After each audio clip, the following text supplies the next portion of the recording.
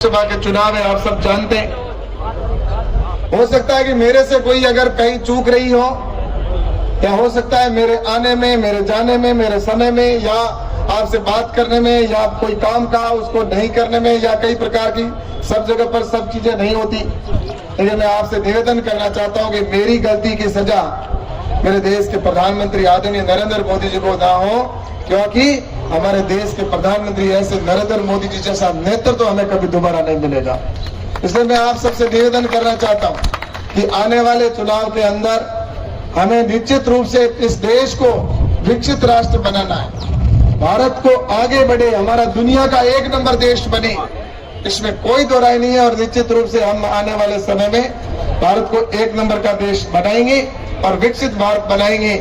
और इसमें आप सभी के सहयोग की जरूरत है। और इसीलिए प्रधानमंत्री ने कहा सबका साथ, सबका विश्वास और सबका प्रयास। और निश्चित रूप से ये भी है कि यही समय सही समय, प्रधानमंत्री जी हमेशा कहते हैं, और इस सही समय के अंदर ही अपनी ये ट्रेन भी रवाना हो रही है और 5:15 लगातार एकदम बज रहे हैं। तो इस सही समय पर अपन चले, क्योंकि मोदी जी समय के पंक्चुअल हैं और अपन समय पर जाकर हरी झंडी दिखाएं, ताकि हमारे यहाँ के लोगों को ये बहुत बड़ी सौगात प्रधानमंत्री नरेंद्र मोदी जी के नेतृत्व में मिली है। तो हम निश्चित रूप से मैं पुनः प्रधानमंत्री जी का और हमारे रेल मंत्री जी अश्विनी जी का बहुत बहुत धन्यवाद देता हूँ। भारत माता की धन्यवाद। सम्मानित मंच, उपस्थित सभी सज्जनों, युवा साथियों, सबसे पहले तो आज गडरा रोड और मुनाबाद क्षेत्र के लोगों को, सभी को बहुत बहुत बधाई, बहुत बहुत शुभकामना। कई समय से इंतजार था, मैं जब भी जाता था तो एक बात होती थी कि ये रेल के 2 फेरे करवा दूं, कैसे भी हो। और आज वो शुभ घड़ी आ गई है। इसके लिए मैं रेल मंत्री जी को और हमारे प्रधानमंत्री जी को बहुत बहुत धन्यवाद देता हूँ। ये आज इसका यहाँ से शुभारंभ हो रहा है, 2 फेरे अपने होंगे इस ट्रेन के। और वैसे बाड़मेर सीमावर्ती क्षेत्र है और यहाँ पर कनेक्टिविटी की दृष्टि से काफी चीजें करने की आवश्यकता है और काफी काम हुए भी है। कई ट्रेनें अपने यहाँ पर नई शुरू हुई है और कई ट्रेनें, जैसा कि अभी अहमदाबाद की बात हुई, बॉम्बे की ट्रेन है, तो बॉम्बे के लिए कभी कोई ट्रेन यहाँ पे हुआ ही नहीं करती थी, लेकिन हमारे प्रवासी भाइयों के लिए बॉम्बे की ट्रेन भी प्रारंभ हुई है यहाँ से। और उसके साथ ही अभी जैसा कि अहमदाबाद के लिए भी मैंने आदरणीय हमारे मंत्री जी से निवेदन किया है, तो वो भी ट्रेन आपके जल्दी शुरू होने वाली है। अहमदाबाद के लिए स्पेशल ट्रेन होगी।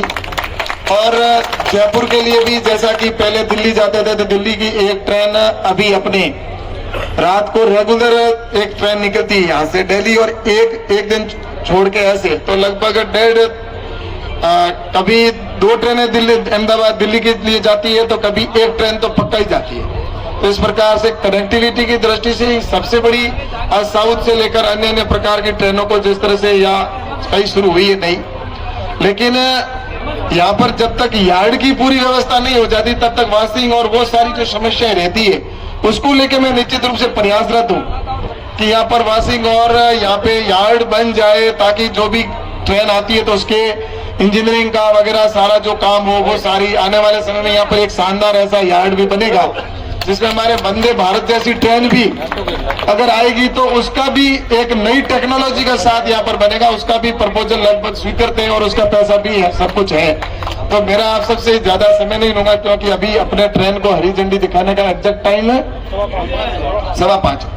तो मैं आप सभी से यही कहना चाहता हूँ कि इस जगह पर ये सीमावर्ती क्षेत्र होने के बावजूद भी मैंने पिछले 5 साल के अंदर जितना भी संभव हुआ मैंने कोशिश की है, और भी मुझे करने की आवश्यकता है। मैं निश्चित रूप से उसके लिए प्रयासरत हूँ।